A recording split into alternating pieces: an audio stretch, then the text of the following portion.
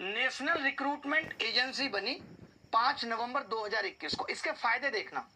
PM Shri Narendra Modi ji ने कहा कि the national recruitment agency will prove to be a boon for crore of youngsters through the common eligibility test. It will eliminate multiple test and save precious time as well resources. This will also be a big boost to transparency. PM Modi के शब्द हैं, मेरे नहीं। उन्होंने कहा ये वरदान होगी। तो मैं ये पूछना चाह रहा हूं कि मीडिया ने ये पूछा कि 7 साल तक बच्चों को इस वरदान के बिना क्यों जिया जा रहा है? क्यों बच्चा वंचित है इस वरदान के बिना? कन्यादान नहीं हो रहा है इस वरदान के बिना। ये वरदान थी तो लाई क्यों नहीं गई? देखिए कितना अच्छा लिखा था कि गवर्नमेंट एक कॉमन एलिजिबिलिटी टेस्ट लेगी। वाह, मुझे भी पढ़ के बहुत अच्छा लग रहा है। 19 अगस्त 2020 को ये बोला गया था। ये देखिए कितना अच्छा लग रहा था, ग्राफ बनाया था। उस टाइम ग्राफ बनाना बड़ी बात थी, आज तो चैट जीपीटी है। 50+ नंबर ऑफ रिक्रूटमेंट टेस्ट हर साल होते हैं, 50+। और सोचिए बच्चा हर फॉर्म भरता है। मिनिमम फीस भी 100 रुपए मान लो तो 50 गुणा 100, 5000 तो फॉर्म फीस पे जा रहा है। इन्होंने कहा ये सब खत्म हो जाएगा। 2.5 करोड़ कैंडिडेट अपीयर होते हैं। हर सिलेक्शन 12 से 18 महीने लेता है। देखना, फिर ये बोले अब हम individual computer based test models ये सब करेंगे, सिक्योर क्वेश्चन बैंक करेंगे। Each candidate to get score sooner after test, तुरंत मिल जाएगा। Test process control through a central server. इन्होंने खुद कहा, मैंने क्या भाई देख सुन लो, मैंने कुछ नहीं कहा। इन्होंने क्या कहा?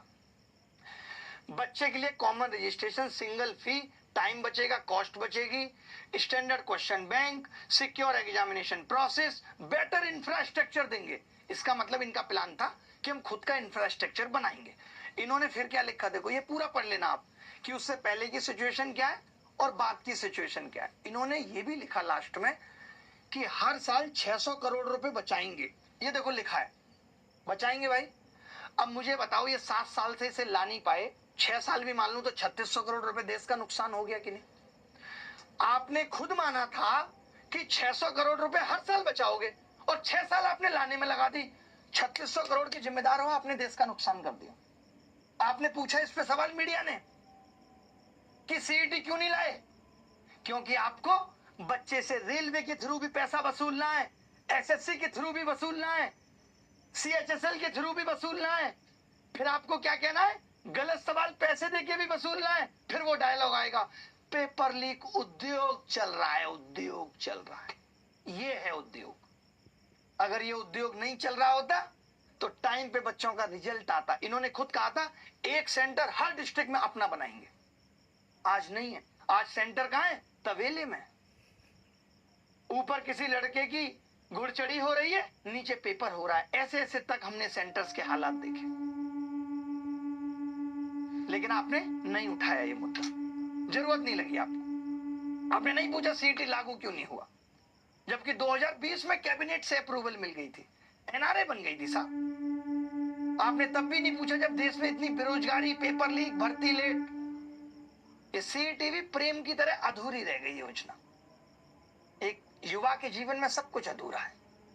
फिर कोई आएंगे विशेषज्ञ, आज तैयारी करने वाले, वो कहेंगे अधूरा सब अच्छा है, क्योंकि खुद का सब पूरा हो गया। बताओ ना, आपने सवाल क्यों नहीं पूछा? अगर आपके अंदर अभी भी हिम्मत है तो मैं सब शिक्षकों की तरफ से भी और जितने उनके बच्चे हैं उन सब की तरफ से भी पूरी कोशिश करूंगा कि कोई आपको कुछ ना कहे। आप में हिम्मत है तो आप सीईटी पे पूछ के दिखाइए, सीईटी कब लागू होगा, एग्जैक्ट डेट बताइए लोगों को। अरे मैं मुद्दा नहीं हूं इतना जरूरी जो आपने